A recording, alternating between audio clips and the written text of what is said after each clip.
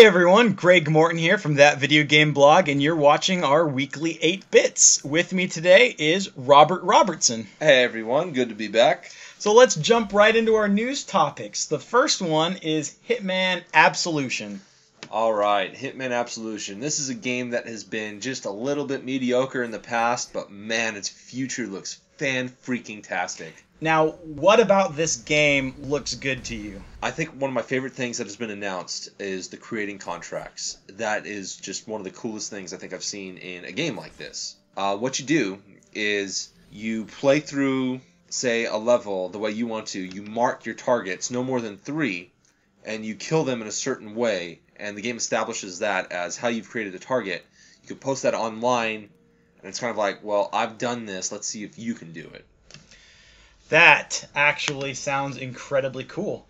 I know Hitman in the past, like we said, hasn't been all that great. It's been kind of a mediocre game. However, from the previews that we've had, the gameplay actually looks pretty good, right? Oh, it looks fantastic. That and the graphics. It's just it's raised the bar on these games. It looks really great. So I am looking forward to playing Hitman, that's for sure. Square Enix has done a great job on this. Let's see if they can do the same thing with Final Fantasy. All right, let's see here. G4. We've had some big news with G4. What's happening with G4? Oh, this breaks my heart, but we should have seen it coming. G4 has decided that they're going to rebrand themselves for the modern male instead of being a gaming channel. However, what gaming shows other than X-Play, Attack of the Show, and the feed feature stuff that gamers are interested in? It's normally a cops channel. Anyway, besides the point, those 3 shows, X-Play, Attack of the Show, and the feed, are getting shut down. That blows. It really does. I mean, you have Candace Bailey and Sarah Underwood are doing a great job maintaining Attack of the Show after Kevin Pereira left. Adam Sessler left earlier in the year, but you have these people that made the show that what it is today leaving. You kind of just had this feeling in your gut that this something was up. All right. Yeah. Now, prior to people leaving, which one would you pick to be your favorite show out of those 3? Attack of the Show, hands down. Really? Okay, because I've always been more fond of X-Play, but that's just me. Actually, X-Play was actually really great too because there's just Adam Sessler's taste in games was really similar to mine as far as his reviews go. So there's very few times I've disagreed with him. And he's a hilarious person. I've always loved watching him. He was great. Alright, moving on. We've actually had some DLC announced for Dishonored. It's called the Dunwall City Trials, and there are going to be 10 new challenge maps added, and it's only going to be $5 or 400 Microsoft points. This is a game that I have yet to play, unfortunately. So I haven't got enough time with it yet. I regret that, but I do not regret playing the games that I haven't. Oh, look at me! I just freaking died! Anyway. Now, this is the first one coming out. What about plans for more? There's actually a second and a third add-on for Dishonored that will be coming in 2013.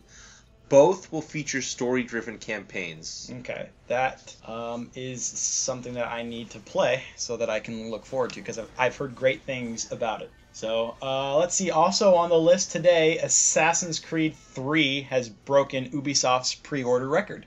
Well-deserved game to actually do this. Well, I haven't played it, so I can't say well-deserved game yet. But from what I've seen, from what it looks like so far, yes, it looks like it looks like something that is going to earn this. The previous record holder was Assassin's Creed Revelations, yes, and it was. Assassin's Creed 3 has broken the record by like 100%. So almost twice that amount, which is cool.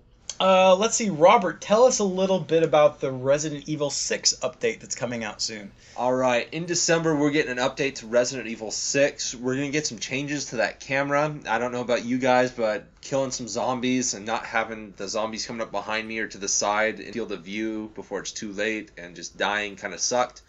Well, Capcom has heard our cries of despair and are giving us a greater field of view in our camera changes, or our ability to position the camera.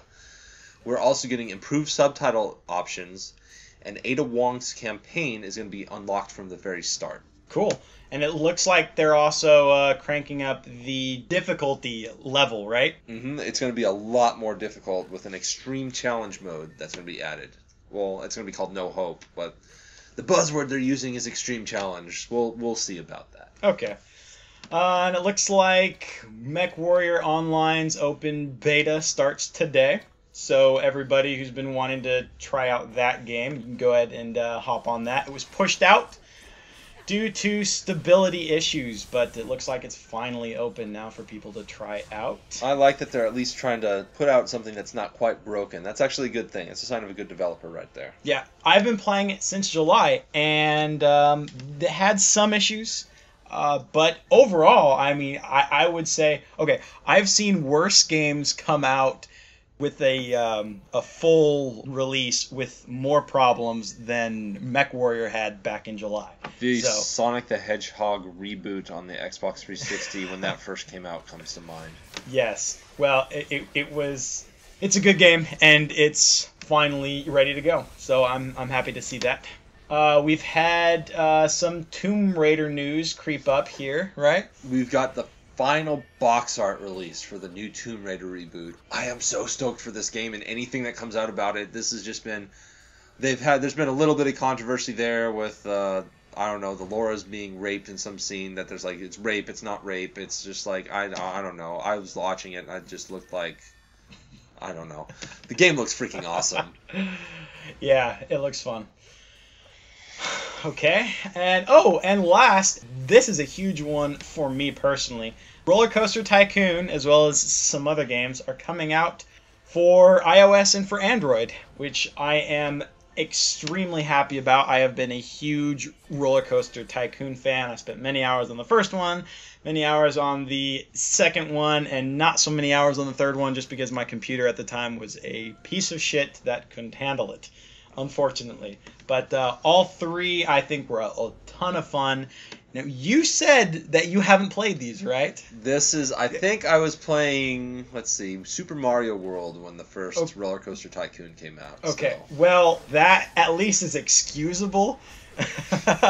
But still, these games are awesome games. Now, I personally haven't been too happy with the game choices that are currently on Android phones. I've tried Minecraft for Android. That one hasn't really been too good. I mean, it's Minecraft, which it was fun, but it's just limited, right? It's a pocket version. There's not the same right fullness. I've tried to get into the whole Angry Birds things, but I just can't do it. Oh, side note about that: my favorite actress, Yvonne Strahovski, is obsessed with Angry Birds. Dude, the world is obsessed with Angry Birds. I personally don't understand it.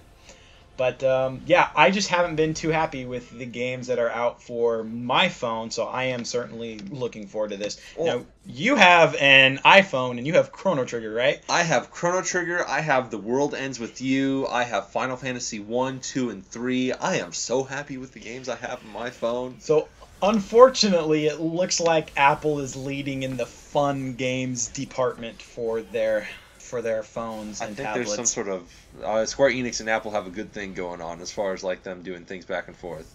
I mean, as far as games we've gotten on iOS that have been released on other platforms, I mean, it's awesome. I love them. That's great. The only thing that I have been able to do on Android is install like Game Boy Advance and Nintendo 64 emulators, which are it's cool, but they don't work quite as well, as a polished game that's actually released in the App Store. So I have actually played like Super Mario Kart on my phone and tablet. So which awesome. You haven't been able to on your iPhone, but it just hasn't been, it's not as polished as if it was just released right out onto into the App Store. Very true. So. However, that's what my Nintendo 64 is for, though. Yeah. So. Yep. There are. Yeah. All right. Well, that's it for That Video Game Blog's Weekly 8 Bits. I'm Robert Robertson. And I'm Greg Morton. And thank you for watching our little YouTube video here. And stay tuned for next week because there's always gaming news coming out, and there will be fresh news next week. I was going to say, I hope it's awesome, but I shouldn't do that. I hope it's awesome.